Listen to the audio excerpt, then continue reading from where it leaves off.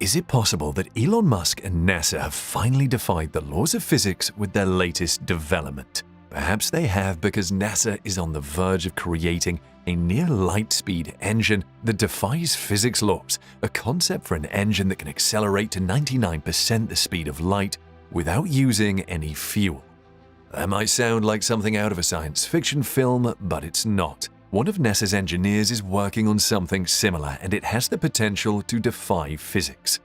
What are the plans for these engines? What will it use as fuel if it can't use propellant? Will a human be able to travel in a vehicle with a thruster like this? Is the possibility for fast space travel already here? These are the questions going through most people's minds at the moment, so in today's video we'll find out the answers to these questions and more. So ensure that you watch to the end, you don't want to miss a thing. Kindly subscribe and turn on the notification feature if you haven't already done so. Let's get started, shall we? Humanity has dreamed of crossing the astronomical distances separating us from the ultimate alien destinations for centuries, ever since we realized that every star we see in the night sky is a sun just like ours, with possibly its own solar system, planets, and maybe even life. Even the closest star is more than 4 light-years away.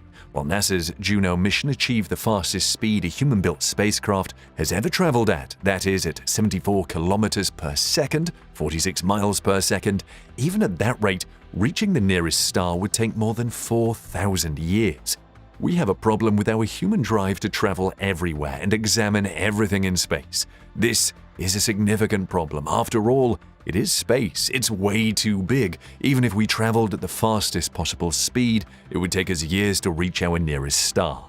Elon Musk's private spaceflight business SpaceX was founded with the idea of making life multiplanetary. He claims that relocating humans to other worlds, such as Mars, could save humanity in the event of a calamity on Earth, such as a massive asteroid hit. In 2016, Elon Musk said that there would be 2 paths for history to take. One option is that we stay on Earth indefinitely with an ultimate extinction event. The alternative is to become a spacefaring civilization and a multi-planet species, which he hopes we would agree is the right way to go.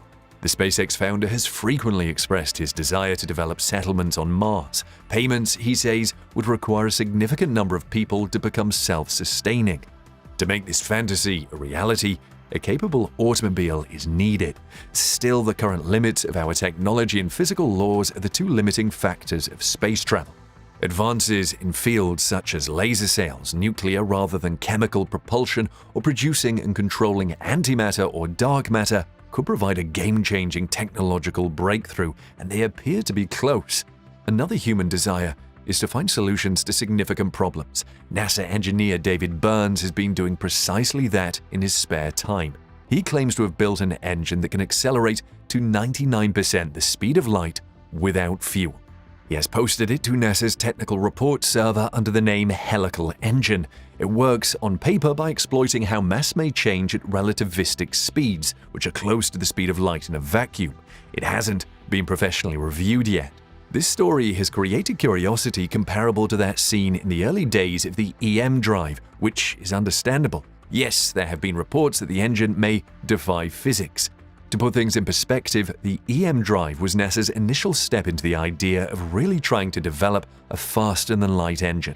So, what exactly is the EM drive? An EM drive is a radio frequency resonant cavity thruster concept first developed in 2001 by Roger Shawyer, a British chartered electrical engineer with 48 years of experience in the space and defense industries. Internally reflected microwaves are said to generate thrust, violating the law of conservation of momentum and other fundamental considerations. The device has been dubbed the impossible drive by the media. Explanations for how the EM drive might work go beyond what is known about physics. Perhaps it's interacting with the vacuum energy of space quantum time, even though space quantum time doesn't allow anything to push off of it. Perhaps our sense of forwarding motion has been destroyed. Maybe it's brand new physics, as the EM drive tests have revealed. There is no official design for this device, and none of the people who claim to have invented it has committed to detailing how it might work as a thruster or what components make it up, making it hard to tell whether a given thing is one. In 2016, NASA's Advanced Propulsion Physics Laboratory reported seeing a modest apparent thrust from one of these tests, a finding that is yet to be confirmed. According to subsequent research, the thrust recorded was later shown to be a measuring error produced by interactions with the Earth's magnetic field or heat gradients. Scientists from the Technical University of Dresden published 3 papers in March 2021 claiming that the push was a complete fluke and caused by external influences. While the helical engine is intriguing despite the claims, it is likely to defy the laws of physics anytime soon. Burns feels his proposal is worth pursuing, even though it has been regarded with suspicion from some quarters. He says, "I'm comfortable with throwing it out there. I'll be the first to say if it doesn't work. It was worth a shot." What exactly did he mean when he said it would work?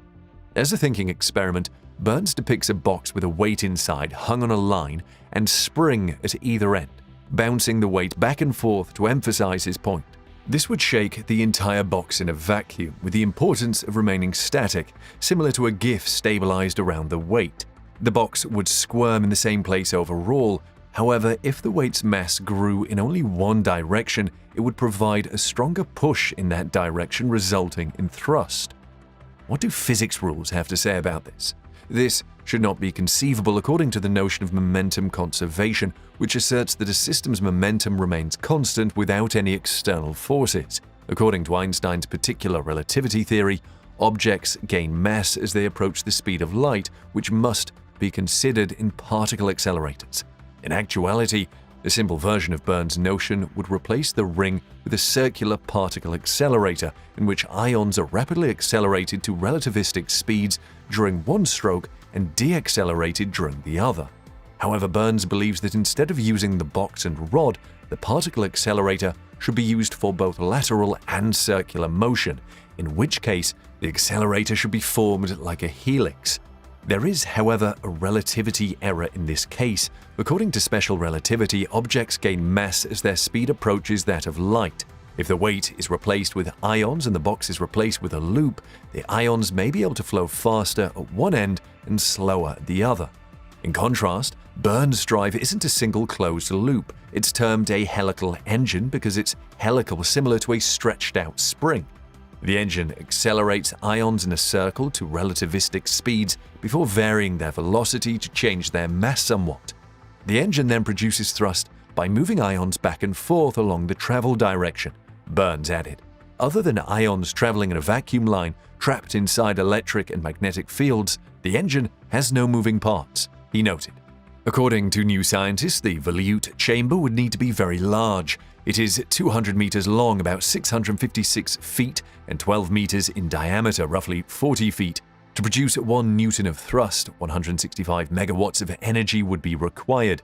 That is the amount of force needed to accelerate a kilogram of mass per second squared, which is comparable to the output of a power plant. However, proposals for propulsion-free vehicles such as helical are not entirely new. In the late 1970s, a US inventor named Robert Cook invented an engine that reportedly converted centrifugal energy into linear motion. Then, in the early 2000s, a British inventor named Roger Shawyer proposed the EM drive, suggesting that trapped microwaves could be transformed into thrust. Neither idea has been proven, and both are widely believed to be impossible due to a violation of a fundamental physics rule, the conservation of momentum.